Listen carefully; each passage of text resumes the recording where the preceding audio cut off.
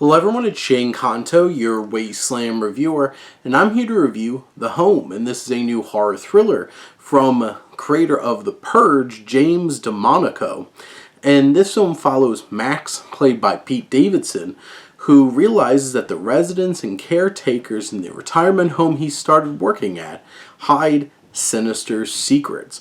And this film, just right off the bat, has a very grim, dour, gray, very unpleasant look to it. I know they're really trying to make this place seem like eerie and uncomfortable. It's just, from like a visual standpoint and a directorial standpoint, it's kind of glum and just not particularly interesting. It doesn't really feel like it has a distinct visual representation on screen. And from like a scare standpoint, this film really leans into some annoying tropes of like repeated dreams. Oh my god, it was a dream. And like bad lighting and clunkiness just bring a lot of those scares down. Now this does really lean into a lot of body horror and stuff with eyes, which I did not appreciate. They worked. They freaked me out. So from a film standpoint, good. For Shane, no. I don't like that kind of stuff. And it was really uncomfortable. There's certainly a lot of gore and blood, and it tries to get you there. There isn't any particular other kinds of scares. I don't think the film really builds enough foreboding tension to really keep you on edge like that. It really needs to lean into the oh my god, blood and guts. A lot of intestines. A lot of intestines in this movie. And I feel like the film doesn't really click into gear from its horror standpoint until the climax is ridiculous. It is bloody, it is brutal. Kind of turns into an action film a little bit and just goes completely hog wild. And really starts leaning to this over-the-top ridiculousness. Narratively, it leans into a lot of familiar tropes of hey, I'm working at this place, something's weird. There's one nice person, it's something's weird, something happens to nice person.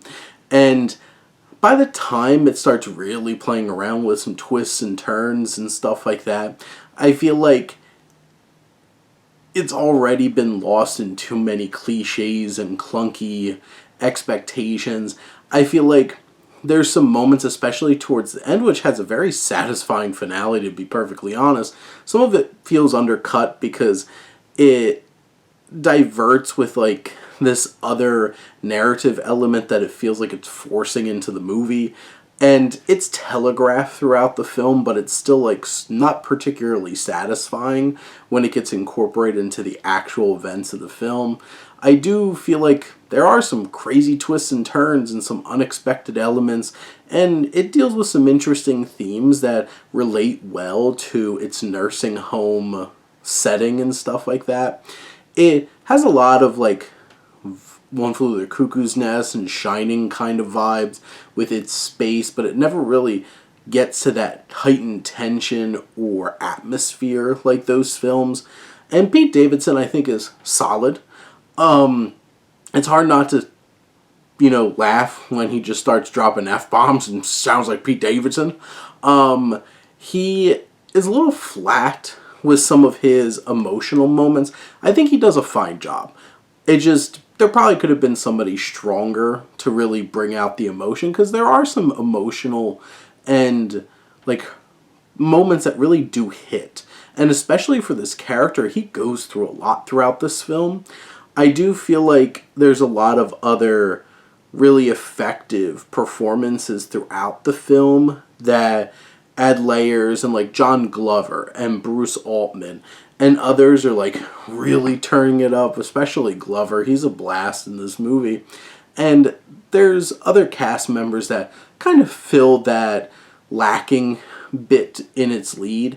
But overall, it's watchable, it's wild, and especially if you can make it to the finale, and the film's not even 100 minutes, it's wild and crazy and entertaining, and has some crazy twists and turns at that as well. And It's one of those kinds of films where it's just like, this isn't a great film. It's not necessarily a good film. It's serviceable, and if you're really into this horror thriller genre, it has enough of that to scratch that itch. And Pete Davidson is given solid performance too. But those are my thoughts on The Home. Let me know what you think and let's talk some movies. But thank you as always for tuning in and supporting your Wasteland reviewer.